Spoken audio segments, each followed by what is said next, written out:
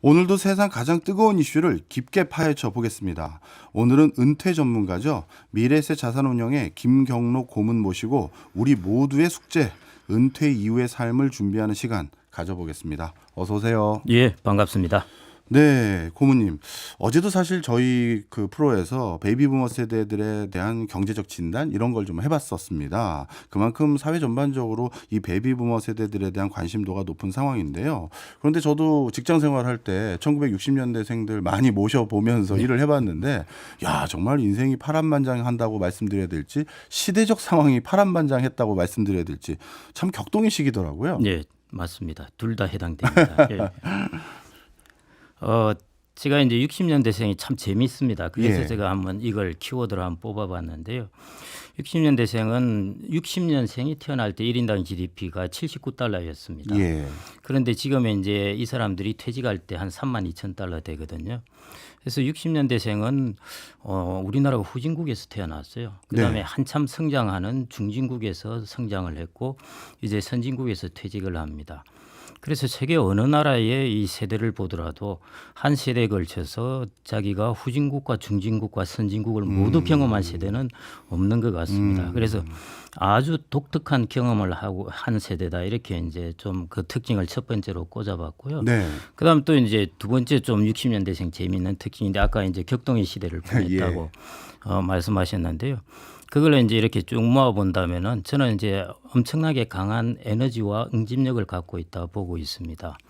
왜냐하면 60년대생이 보면은 우리나라 베이비 부모가 55세에서 55년생에서 74년생 이렇게 돼 있는데 네. 50대의 5년, 70년대생의 5년 이 사람들은 서로 문화적으로 어울리기가 힘듭니다. 그렇죠. 예. 근데 60년대생은 이제 60년에서 69년까지 해서 문화적으로 비슷하고요. 그다음에 이 숫자가 거의 한 860만 명대입니다. 예. 그러니까 수적으로도 이제 엄청나게 많고 아마 어떤 다른 세대보다도 이제 부를 축적했을 거고 또 하나는 아까 격동의 세대 말씀하셨는데요. 이제 그 대표적인 게 이제 고도 성장과 민주화일 겁니다. 예. 네, 그래서 우리는 이걸 일컬어서 이제 공통된 문화적 경험을 가졌다고 그러거든요. 그래서 우리 386, 586 이야기하는 게 여기서 나옵니다. 그래서 응집력이 무지무지하게 강합니다. 그게 이제 우리가 가지고 볼 수 있는 두 번째 특징이고요. 예. 그다음에 이제 세 번째 특징이 이제 앵글을 조금 미래로 돌려보면요. 지금까지는 과거로 돌려봤고요. 미래로 돌려본다면은 이제 작년이 이제 우리나라가 그 65세 이상 인구 비중이 19%였는데요. 올해 아니면은 내년쯤 20%를 넘어갑니다. 그게 이제 초고령 사회죠. 예. 60년대생이 그러면 지금 나이가 대충 얼마 정도 돼 있냐 하면은 그냥 심플하게 보면은 대략 55세에서 이제 65세 앞으로 초고령 사회에 접어들게 되면요. 예. 그러면은 10년 지나면은 65세에서 75세. 또 10년 지나면은 75세에서 85세. 그러니까 적어도 앞으로 20년 동안은 최소한 초고령 사회의 주역으로서 계속 이제 역할을 하게 된다는 것입니다.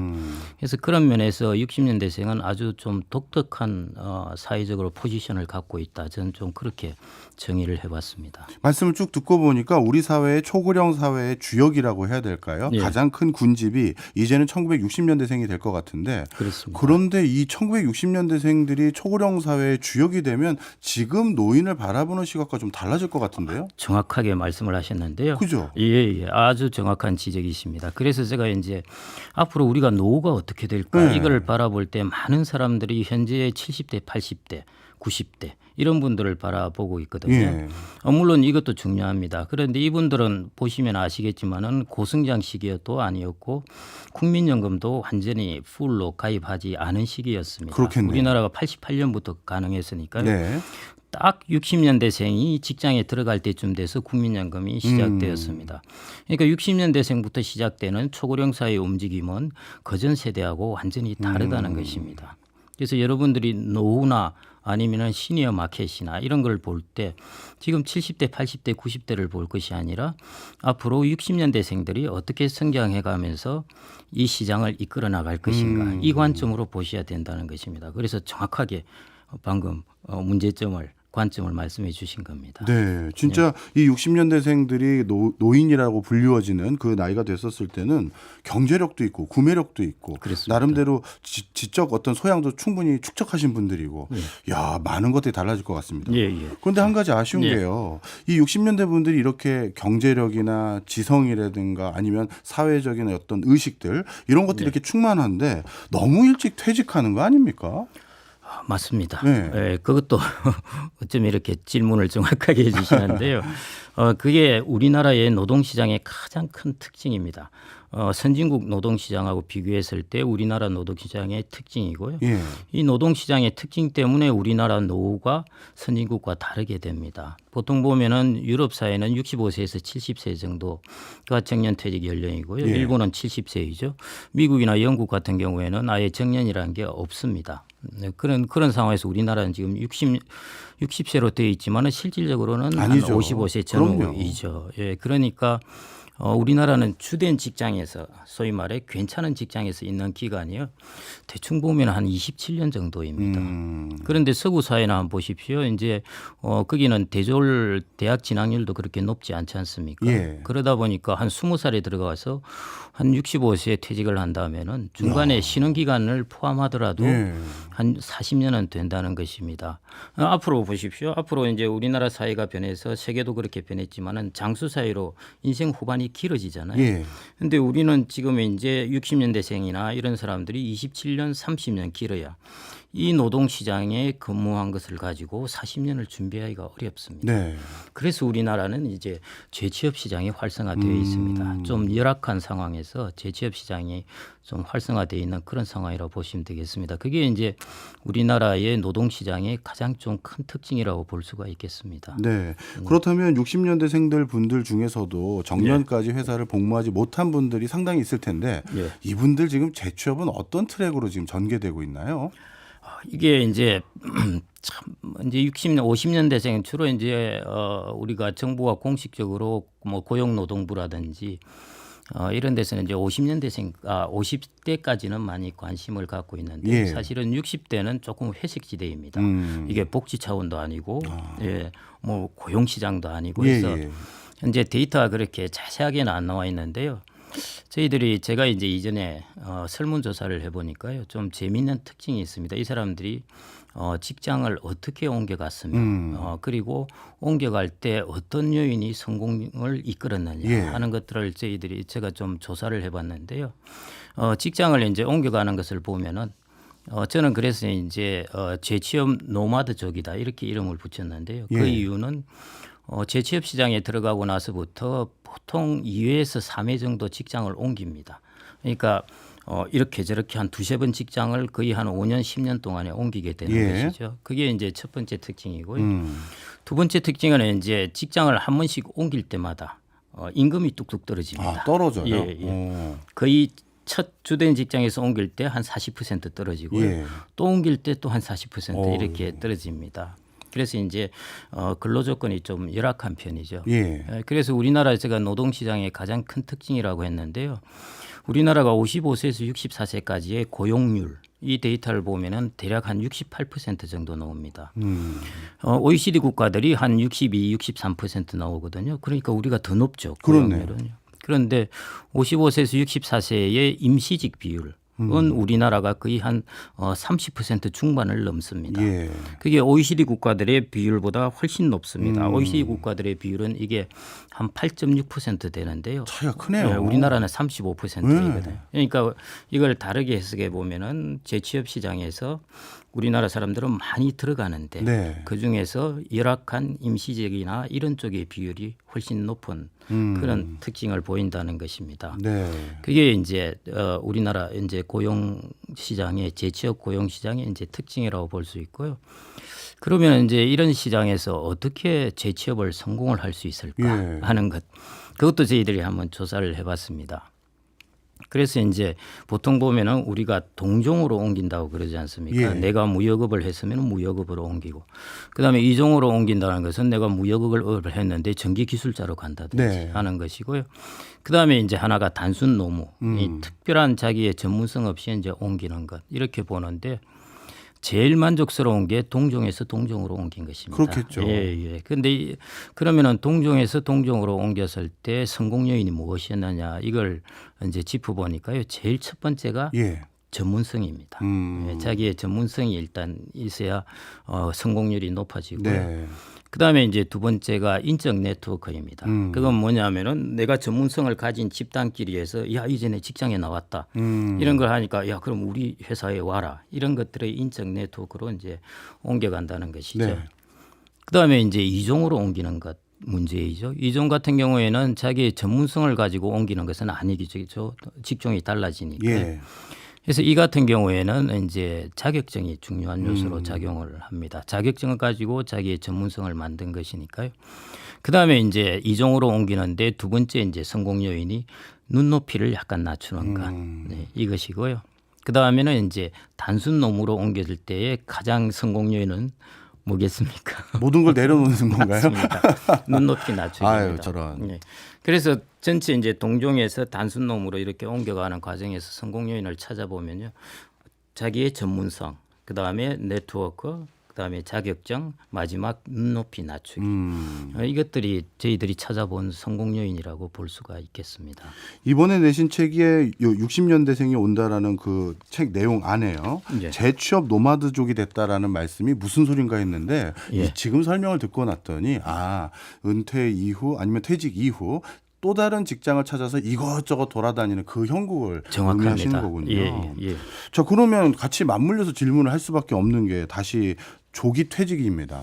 예. 어제도 저희가 베이비부머 관련한 이슈를 다뤘거든요. 예. 근데 어제 출연하셨던 홍춘옥 박사님께서는 뭐라고 사회 문제를 진단하셨냐면 이 베이비부머 세대들이 이제 일찍 퇴직을 하고 나니 예. 그 지금 우리나라의 그 혁신이 많이 필요한 그 많은 인더스트리에 예. 이 젊은 층들이 그 빈자리를 채우기 위해서 빨리 들어가고 예. 그래서 혁신이 더 많이 유발될 수 있어서 예. 우리나라 전반적으로는 한 예. 5년에서 10년 정도의 기회가 생긴다. 이 말씀을 주셨어요. 제가 보이는 한 5년에서 10년 정도 지나면 기회가 생길 것 같습니다. 네. 예, 아직은 이제 그 베이비 부모들이 아직은 노동 시장에 많이 머물러 있고요. 네. 뭐 적어도 지금 보면은 베이비 부모의 끝자락인 74년생 같은 경우에는 예. 뭐 아직 우리나라 나이로 해봐야 50이 채 안 되었거든요. 그러니까 아직은 이제 노동 시장에서 완전히 나오려면은 그 사람들은 한 10년, 15년 남아 있습니다. 예. 그래서 평균적으로 이제 나온다고 하더라도 제가 보니 최소 5년에서 10년 정도 걸릴 것이기 때문에요.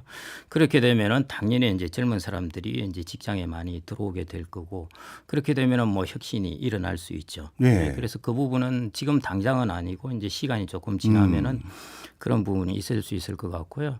저는 이제 그런 부분의 혁신뿐만 아니라 우리나라에서 이제 중요한 혁신이라고 할 수 있는 거라면은 우리나라가 지금까지 보면은 2천만 1950년대 보면은 2천만의 인구에서 5천만까지 증가했습니다. 예. 그런데 앞으로 이 인구가 이제 머지않아 4,700만이 되고 4,500만 뭐 이렇게 떨어지거든요. 우리나라의 지금 전체 사회나 국가의 제도는 그 2천만에서 5천만으로 증가할 때에 맞춰서 되어 있습니다. 사회 전반적인 제도가요. 이제 감소하게 되는 예. 것이죠.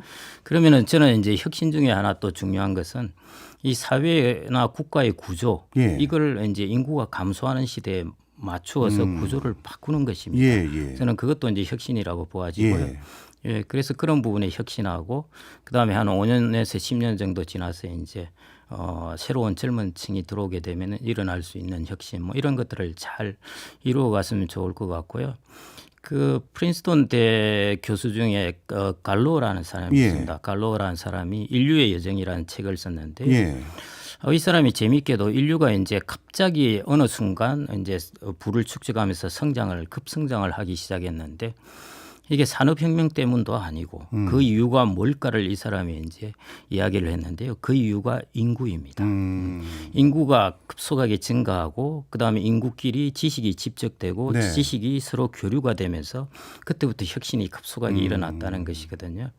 그래서 그런 부분에서 저는 이제 앞으로 인구가 감소하고 고령자 인구가 증가하고 젊은 인구가 감소하는 우리나라에서 네. 과연 혁신을 어떻게 가져올까 하는 부분도 앞으로 중요한 키 이슈라고 보아집니다. 네. 예. 그 질문을 제가 드렸던 이유가요. 바로 그 부분인데요. 좀 전에 우리가 논의했던 것들 중에서 OECD 국가들이나 다른 국가들에 비해서 우리는 너무 일찍 퇴직하는 것 같다. 그리고 60년대생들의 지적 능력이나 여러 가지를 봤을 때 충분히 일할 수 있는 여지도 많은데 그럼 그분들이 사회에서 더 생산 가능 인구로 적극적으로 경제 활동을 할 수 있게끔 기회를 줘버리면 그럼 나름대로 뭐 초고령 사회의 뭐 부담이라든가 이런 게 경감되는 효과는 있겠지만 좀 전에 우리가 논의했던 젊은 계층이 들어오는 그 뭐랄까요? 가능성, 확률은 네. 낮춰주게 되다 보니 예. 그것으로 인한 혁신은 또 떨어질 것이고, 야 이거 뭐 어느 장단에 맞춰야 되는지 애매모호한데요. 거기서 이제 중요한 포인트가 뭐냐면요. 예, 예를 들어 이제 60대 인구라고 그러겠습니다. 네. 60대 인구와 20대 인구는 과연 고용 시장에서 충돌하느냐 보완하느냐 문제입니다. 이제 많은 사람들이 이제 충돌한다고 생각을 예. 하고 있죠. 대기업이나 공기업이나 이런 쪽으로 보면 충돌합니다. 왜냐하면 우리나라는 얼마 전에도 그런 이야기가 있었지만 대기업 비중이 너무 낮거든요. 예, 예. 그러니까 이제 대기업이나 공기업에 들어가려는 젊은이들은 대기업의 공급에 비해서 수요는 많은 거고요. 그러니까 이제 거기다가 이제 그 빨리 퇴직 안 하고 있고 하면은 젊은 사람들이 이제 그런 못 들어가는 부분에서는 예, 그게 이제 가장 큰 충돌이고요. 네. 그거는 이제 학계에서도 이미 받아들여졌습니다. 이 시장에서는 충돌이 있다. 예, 그래서 최근 한 몇 년 전만 하더라도 정년 연장 이야기가 나오다가 요즘 수면 밑으로 깔아앉았거든요. 그 이유 중에 하나는 대기업에 있어서는 확실하게 젊은 층과 고용의 충돌이 있기 때문에 예를 들어 지금은 이제 연공급이라 그러죠. 네. 그런 것 대신 직무급이라든지 성과급으로 그것과 정년 연장을 같이 엮어서 한다든지 그렇게 하지 않고 단순히 그냥 정년 연장만 하는 것은 좀 문제가 있다는 예. 이제 그런 인식이 있습니다. 네. 그래서 그런 부분은 이제 당연히 충돌되는데요. 전체적으로 이제 고령자들의 어떤 인적 자산의 전공이 또 그쪽이시니까요. 그 특징이 있지 않습니까? 예를 들어 순발력은 늦지만은 관리라든지 이런 쪽은 잘하는 그리고 컨설팅에도 네. 잘하고요. 그래서 그런 식으로 어떤 역할의 배분 역할의 분담 이런 걸 통한다면은 서로가 충돌하는 노동시장이 아니라 이렇게 상생하는 노동시장을 만들 수도 있습니다. 저는 이제 그런 길을 좀 지향해야 되지 않을까 그렇게 보고 있습니다. 그렇네요. 자세히 뜯어다 보니까 이렇게 상생할 수 있는 구조들도 상당히 많이 있었네요. 있습니다. 예. 자, 그렇다면 다시 60년대생들로 돌아와서요. 이분들은 도대체 어디서 어떻게 일자리를 구하는 겁니까? 이게 저도 데이터를 많이 조사를 해봤는데요. 예. 이게 참 정말 각계격파라 그러죠. 좀 속된 말로 다 각계격파를 하는 것 같고요. 예를 들어 우리가 젊은 사람 같은 경우에는 어떻게 내가 학교를 마치 졸업하고 어디로 어떤 경로로 한다는 것이 대충 정해져 있는데요. 제 취업에는 그런 경로가 없습니다. 네, 뭐 제 주변에 저 친구들이나 예. 동료들을 보더라도요. 정말 다양하게 천양지차로 각자의 길을 찾습니다. 예. 전혀 자기하고 관계없는 자격증의 길을 걷기도 하고요. 시험 보는 사람도 있고 그다음에 뭐 아파트 관리를 하는 사람들도 있고 그다음에 재취업하는 사람들도 있고 뭐 정말 다양한 길들을 각각 찾아가고 있습니다. 예. 그래서 아마 그게 제가 보니 뭐 일반적인 특징이 아닌가 싶고요. 그래서 정형화된 길은 없습니다. 다만 제가 아까 말씀드리는 이제 동종, 이종, 단순 노무 네. 이렇게 보았을 때 대략 그런 쪽에 이제 길을 걸어간다는 것이고 가장 만족도가 높은 것은 결국 동종에서 동종으로 이동하는 것, 예, 그 부분입니다. 그렇다면은 이제 여러분들이 자기의 전문성과 네트워크 이 부분을 잘 관리하는 것이 중요하겠죠. 그래야 재취업에도 성공할 수가 있겠네요. 예, 그렇습니다. 저는 그래도 우리 60년대생들은 어떻게 보면 돈도 좀 있으시고 속된 말로 그리고 배운 것도 많으시고 그래서 나름대로 창직이라고 할까요? 멋스러운 노후를 준비할 거라고 생각을 했는데 그게 아니라 치열하게 인적 네트워크와 전문성 쌓아서 이렇게 재취업하는 거 보니까 야 이게 만만치 않은 것 같긴 한데 그렇다면 본격적으로 1960년대생들이 어떤 노후를 이제 점점 살게 되시는지를 저희가 광고 듣고 잠시 후에 얘기 마저 나누도록 하겠습니다. 1부 끝나면서 제가 60년대생들의 멋진 삶, 창직 같은 걸로 우리가 생각 못한 걸 하실 것 같은데 의외네요라고 말씀드렸는데 네. 그런 분들은 없나요? 창직도 하시는 분들이 좀 있으신데요. 예. 말 그대로 창직이라는 것은 어떤 직종을 만들어내야 그렇죠. 되는 것이기 때문에요. 그게 이제 만들어지는 데는 한계가 있습니다. 그래서 제가 아는 창직 전문가도 계셔가지고 예. 그 1대1로 면담을 해서 하나씩 창직을 해주시는데요. 그게 이제 전체적인 고용 시장에 고용을 대량 고용하기는 좀 어렵습니다. 그렇군요. 그래서 이제 잘 안 드러나고 있다고 보시면 되겠습니다. 네. 예. 그리고 60년대생들이 의외로 전부 다 돈이 있는 건 사실 또 아니잖아요. 당연합니다. 예. 사실 60년대생들 분들도 양극화가 심한 것 같은데요. 심합니다. 일단 60년대생들이 다른 세대에 비해서는 고도 성장 시기를 겪었기 때문에요. 부를 많이 평균적으로는 축적한 것이 사실입니다. 그런데 60년대생이 이제 한참 과장급이나 이렇게 할 때 그때 이제 받았던 충격이 외환위기였습니다. 아, 예. IMF 외환위기의 충격을 받아가지고요. 그다음에 곧 있어서 이제 또 다가온 게 된 게 이제 IT 혁명 이런 것들이 일어났지 않습니까? 그러니까 산업의 변화가 일어났고 대외적인 충격이 오고 이 변화에서 이런 충격에서 잘 그 변화를 탄 사람들은 정말 제 주변에 보더라도 정말 촌에서 올라와 가지고 돈을 저렇게 벌었나 이런 사람도 있고요. 예. 또 어떤 분들은 보면은 야 저래 가지고 앞으로 남은 40년을 어떻게 보내야 될지 이렇게 걱정이 되는 분들이 있을 정도로요. 이렇게 양극화되어 있습니다. 네. 그래서 60년대생을 볼 때 당연히 다른 세대도 마찬가지겠지만요. 제가 이제 처음에 60년대생이 온다라는 책을 쓴다고 그랬더만은 네. 제일 먼저 나온 말이 그 부자 세대 말 아닌가요? 이런 이야기를 하시거든요. 예. 미국도 베이비 부모들이 부가 가장 많습니다. 그렇죠. 예. 그런데 또 하나의 특징은 이제 간과하지 말아셔야 될 것이요. 그게 양극화입니다. 예, 그래서 이제 재취업 시장, 노마드족 이런 것들이 자꾸 이야기가 되는 이유가요. 이제 그런 쪽 사람들의 이야기라고 보시면 되겠습니다. 네.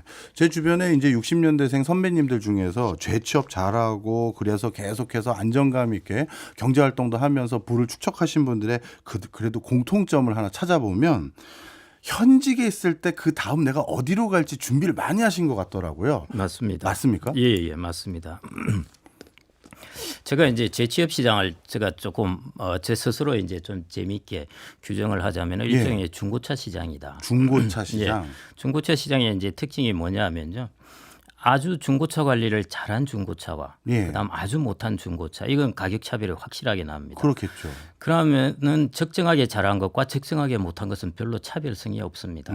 대충 이제 우리가 속된 말로 도매금으로 이제 다 넘어가게 되거든요. 그래서 결국 이 재취업 시장에 성공하려면은 차별화가 확실하게 있어야 됩니다. 그러니까 중고차 시장에서 내가 중상에 있다고 그러더라도 중하에 있는 사람하고 다 비슷하게 취급을 받는 것입니다. 그렇군요. 예, 그래서 이제 여기에 만일 60대를 고용한다고 생각을 해보십시오. 네. 그렇게 하나 직무를 따져 보시겠습니까? 그렇지 대충 않죠. 맞아요. 그러다 보니까 도매금으로 넘어가기 쉽기 때문에요. 그래서 여기서 꼭 이제 차별화가 필요합니다. 그런 차별화가 이제 전문성도 전문성이고 좀 전에 이제 말씀하셨듯이 어떤 분들은 이제 조금 자격증을 일찍부터 준비하시는 분들도 있고 그럽니다.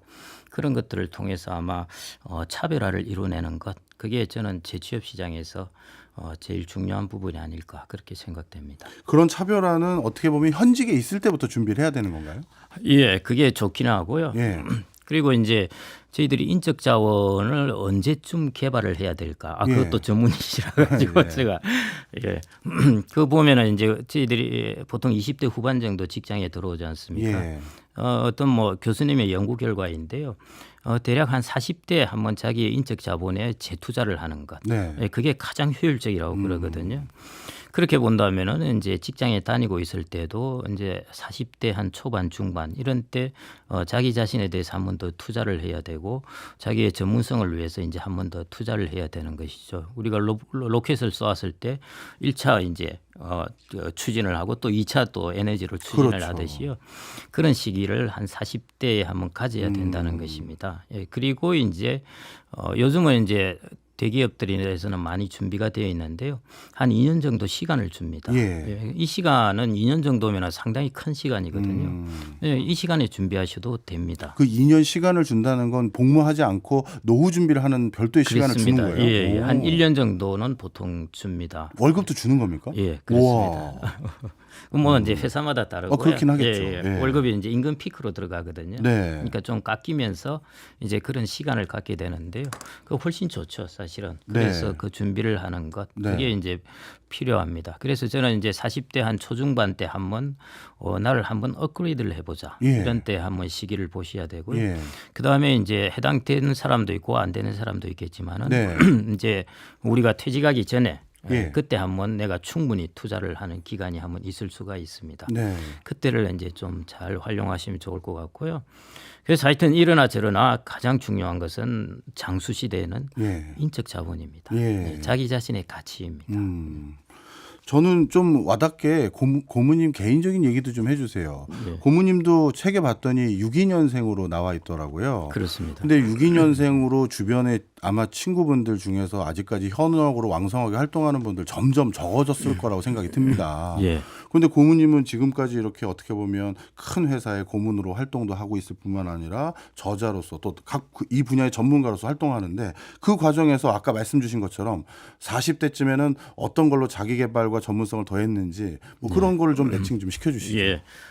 이제 뭐 저는 회사에서 저를 발령내는 거에 대해서 저는 이제 최대한 적응을 하려고 그랬습니다. 예.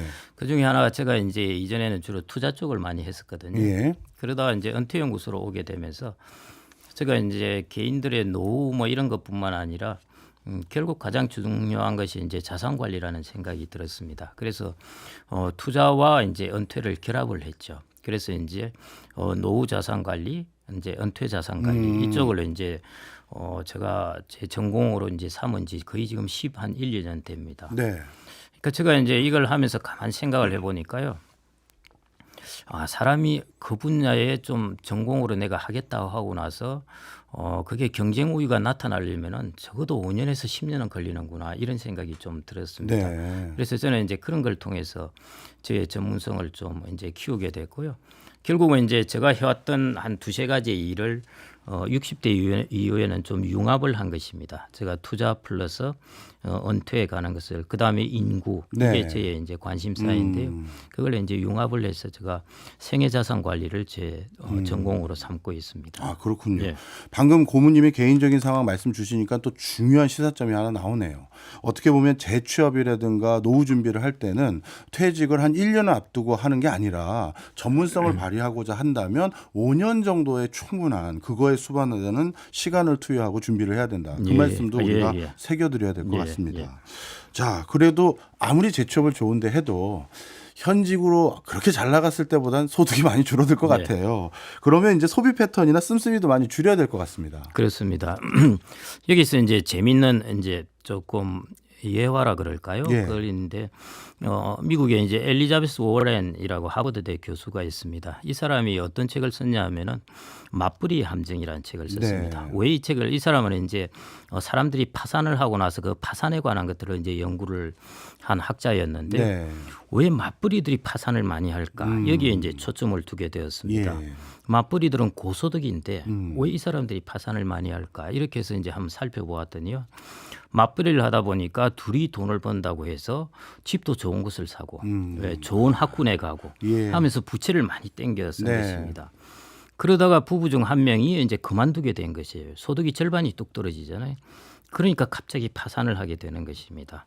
제가 이 예를 드는 이유가 제가 이제 일부에서 말씀드렸듯이 재취업을 하게 되면은 많은 사람들이 거의 소득이 보통 40% 떨어집니다. 네. 그걸 다른 말로 하면은 두 명이 벌다가 한 명이 버는 걸로 바뀐 거하고 똑같은 현상입니다. 그렇네요. 예, 맞벌이 하다가 한 명 외벌이가 된 거와 예. 똑같습니다.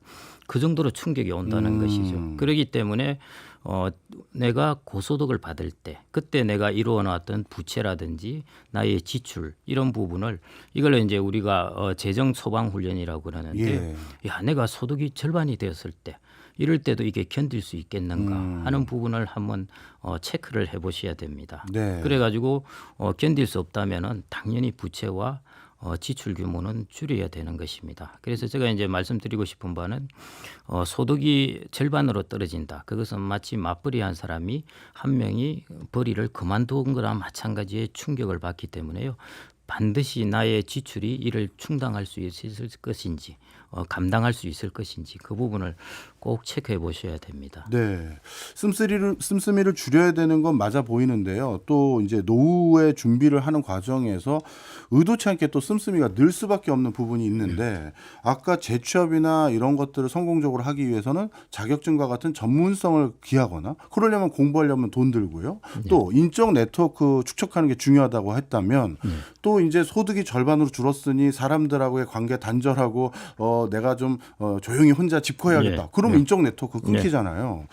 야, 이거 쉽지 않을 것 같아요. 제가 좋아하는 질문을 너무 잘해 주시고 아, 그래요? 고맙습니다. 네, 감사한데요. 전 정말 무엇을 줄이고 무엇을 늘려야 할까? 네. 이게 자원의 배분이잖아요. 네. 이게 정말 중요한 때입니다. 그럼 무엇을 줄여야 하느냐? 네. 그중에 이제 사실은 제일 많은 비중을 차지하는 것이 자녀 결혼 비용입니다. 이 부분을 이제 쿨하게 보셔야 돼요. 예. 그래서 여러분들의 은퇴 자산을 내가 가지고 있다면은 그래서 예. 자녀의 결혼 비용을 쿨하게 빼보십시오. 예. 그리고 나서 내가 은퇴 자산이 많은가 체크해 보세요. 네. 그러면은 많은 분들이 야 이것밖에 안 되나 이런 생각을 하실 겁니다. 예. 자 그러면은 중요한 것은 이제 우선순위를 정해야 돼요. 예. 자녀의 결혼 비용에 우선순위를 둘 것인지 나의 인적 자본 투자와 나의 관계망에 우선순위를 둘 것인지 하는 거죠. 예.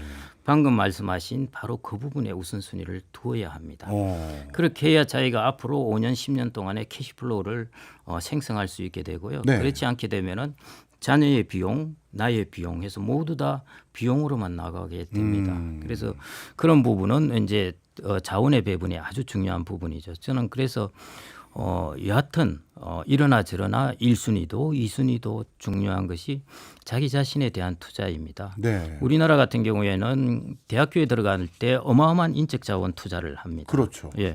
그런데 또 OECD 국가들 중에서 특이한 현상이요.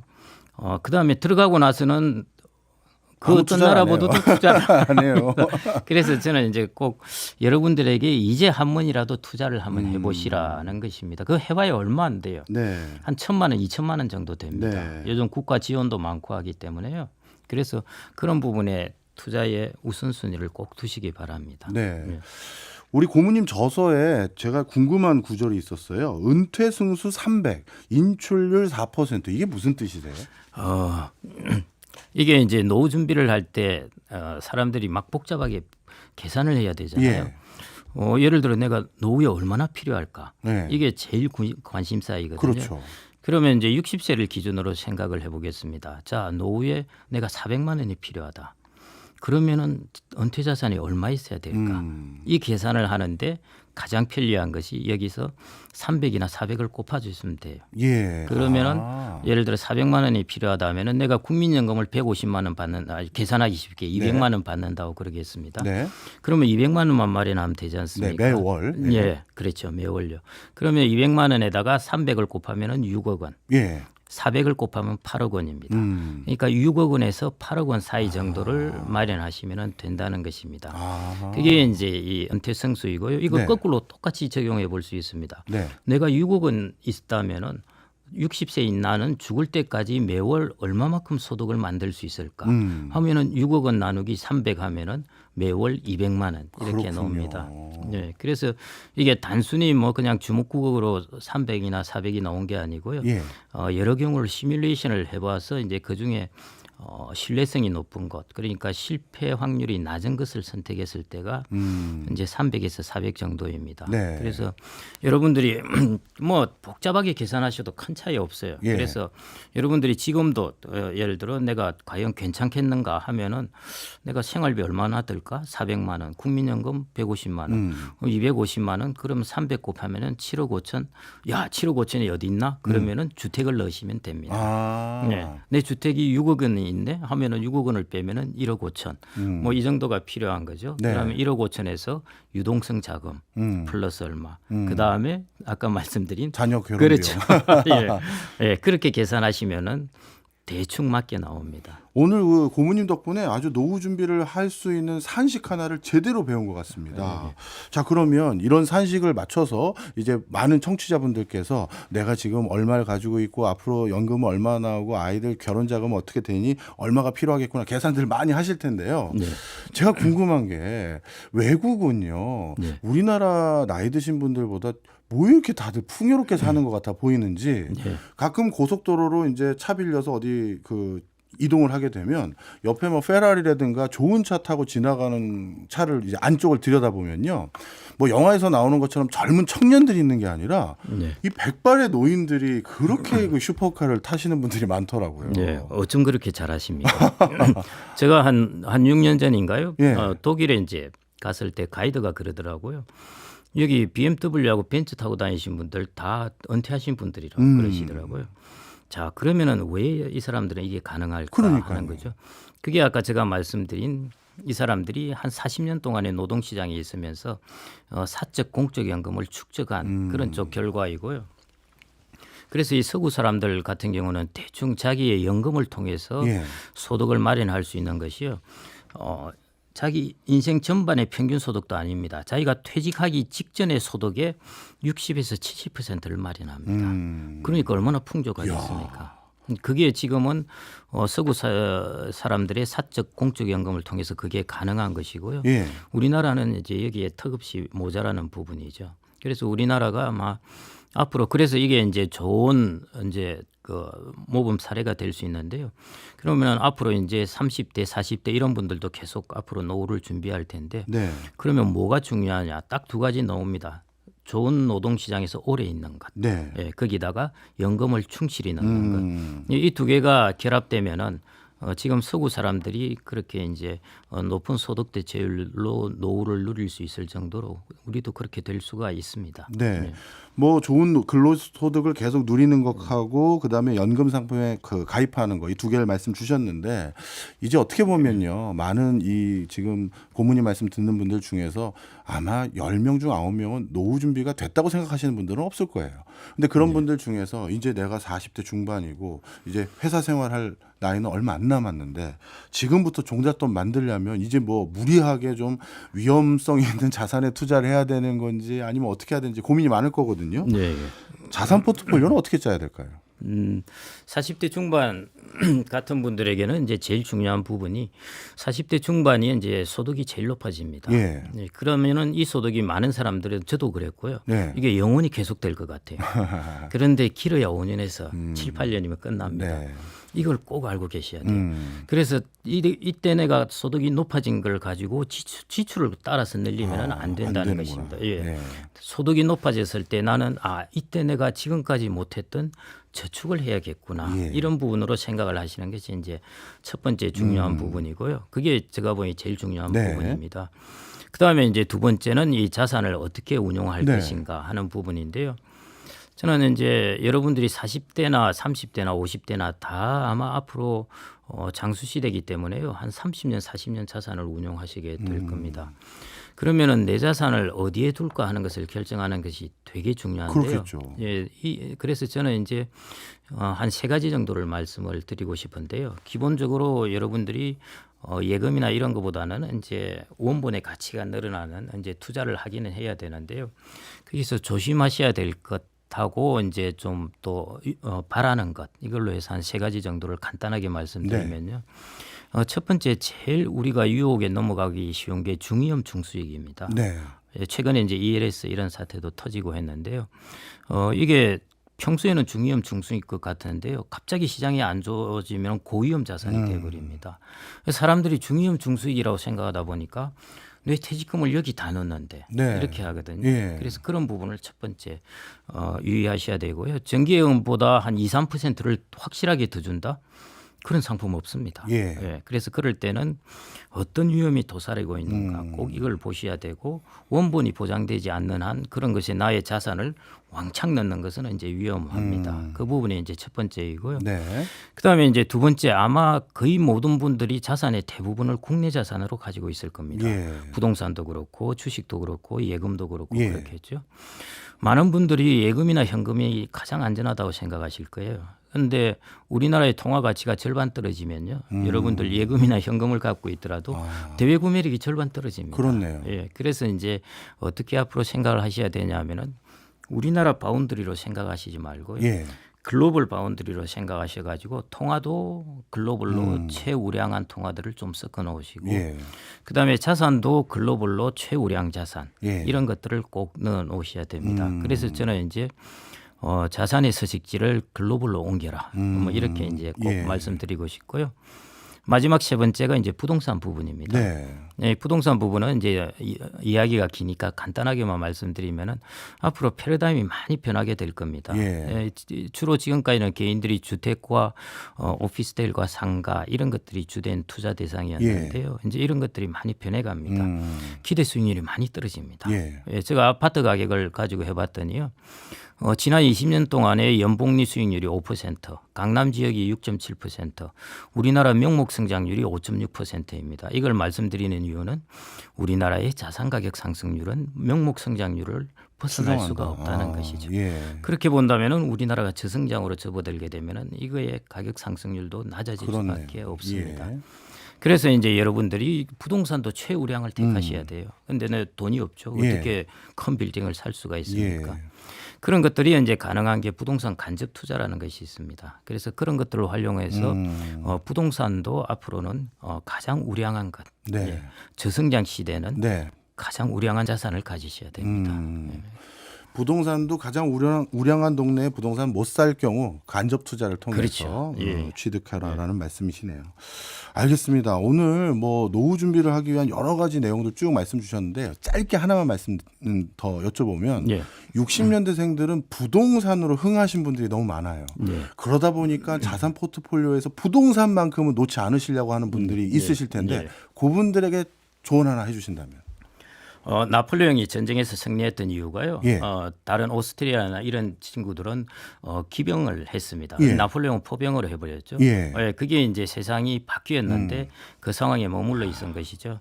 특히 60년대생이 그 2014년에 이제 최경환 부총리가 있을 때 그런 이야기를 했죠. 빚내서 빚내서 집사라. 그래서 성공한 사람들입니다. 네. 55세에서 64세 부채가 왕창 증가했어요. 네. 집도 더블되고 네. 이 계획을 버리셔야 돼요. 앞으로는 과거 20년 동안에 보였던 부동산 움직임하고요. 앞으로 미래 20년은 다릅니다. 다르다. 그래서 지금 스마트머니의 부동산에 보면은 이미 조금씩 움직이고 있습니다. 벌써요? 예, 그래서 패러다임이 변한다고 생각을 하시고요.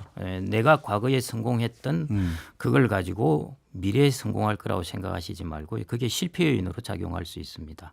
그래서 그 부분을 꼭 좀 60년대생께서는 염두에 두시면 좋겠습니다. 알겠습니다. 오늘 버릴 말씀이 하나도 없네요. 너무 고맙습니다. 지금까지 미래세 자산운용의 김경록 고문이었습니다. 고맙습니다. 예, 감사합니다.